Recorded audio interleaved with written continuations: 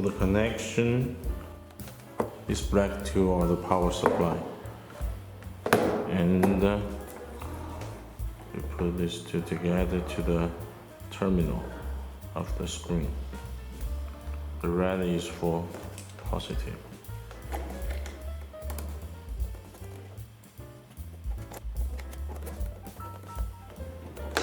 And yellow is for negative.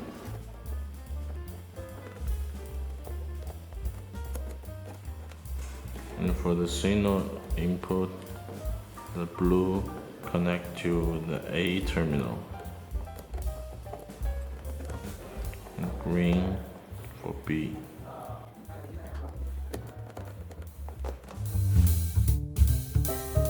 Hello, this is Benjamin from Holycal. Today I'm going to show you how do we use our level transmitter with temperature measure and electrical conductivity with our monitor. After connection and power on, we need to put our sensor into the water. Our level is 97 centimeters now.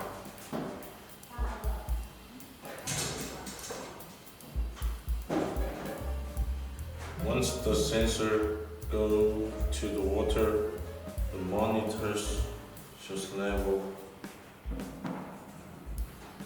until the sensor reaches the button.